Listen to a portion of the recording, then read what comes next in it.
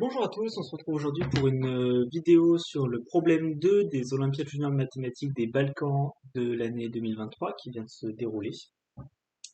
On va passer sans plus attendre par l'énoncé du problème. Donc on nous donne x, y, z des réels positifs non tous nuls et il faut démontrer l'inégalité suivante. Donc 2x carré moins x plus y plus z divisé par x plus y carré plus z carré, et ceci de manière cyclique, est plus grand que 3. Et non seulement on va démontrer cette inégalité-là, mais en plus on va trouver tous les triplets x, y, z tels qu'il y ait égalité. Et je vous conseille de chercher ce problème 30 minutes à 1 heure. Donc on va passer sans plus attendre à une indication.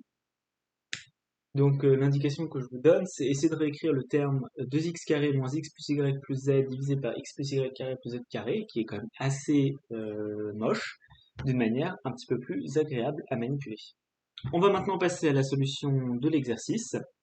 Donc, tout d'abord, on va essayer de comprendre un petit peu ce que voulait nous demander l'indication.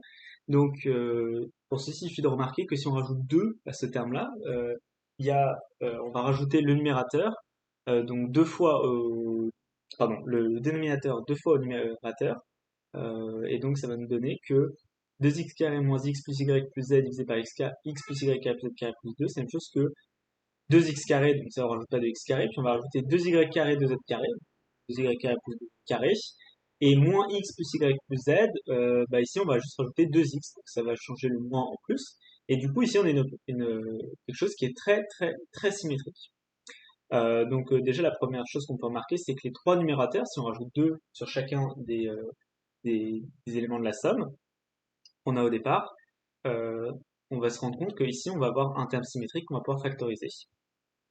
Donc ici, j'ai appelé les dénominateurs A, B et C. Donc c'est les trois dénominateurs des fractions. Et on marque en plus que le terme qui apparaît en haut, 2x carré plus 2y carré plus 2z carré plus x plus y plus z, ça c'est exactement A plus B plus C. Donc ça nous permet de réécrire l'inégalité qu'on devait démontrer de cette manière-là. A plus B plus C fois 1 sur A plus 1 sur B plus 1 sur C est supérieur ou égal à 9. Donc ça, c'est une inégalité qui est très classique. Vous pouvez le démontrer de plein de manières différentes, pardon. Donc par exemple, vous avez l'inégalité de Cauchy-Schwarz qui peut vous démontrer ça. Vous avez aussi, par exemple, l'inégalité entre la moyenne arithmétique et la moyenne harmonique. Donc si vous passez le 1 sur A plus 1 sur B plus 1 sur C de l'autre côté, vous décomposez le 9 en 3 fois 3. Vous avez A plus B plus C sur 3 d'un côté, de l'autre côté vous avez 3 sur 1 sur A plus 1 sur B plus 1 sur C. Donc c'est exactement l'inégalité entre la moyenne arithmétique et la moyenne harmonique. Et ensuite, donc ça nous montre dans un premier temps que l'inégalité de base, elle est vraie. Dans un second temps, maintenant, on peut assez facilement en déduire le cas d'égalité. Donc, de cette inégalité-là, on en déduit qu'on a égalité si et seulement si A égale B égale C. Donc ici, si on veut chercher les solutions, les cas d'égalité, on a égal B égale C. Et si on regarde juste que ça devient A égale B, c'est exactement la même chose que x plus y carré plus z carré égale y plus z carré plus x carré. Et on se rend compte que là, il y a z carré, on s'annule les deux côtés, donc on a juste x moins y égale x carré moins y carré. Là, on peut factoriser x moins y égale x moins y fois x plus y. Donc deux possibilités, ou bien x égale y, ou bien x est différent de y, et dans ce cas-là, on peut simplifier, on obtient x plus y égale 1.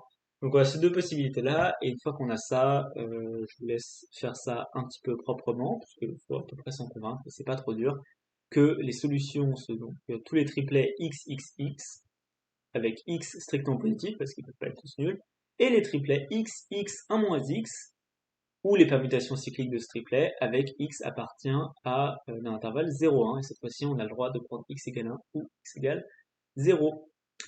Voilà pour cet exercice, j'espère que cet exercice vous a plu, c'est une inégalité de JBMO, de rien, assez classique, avec une réécriture d'un terme, et après l'application d'une égalité pas trop dure, très très classique.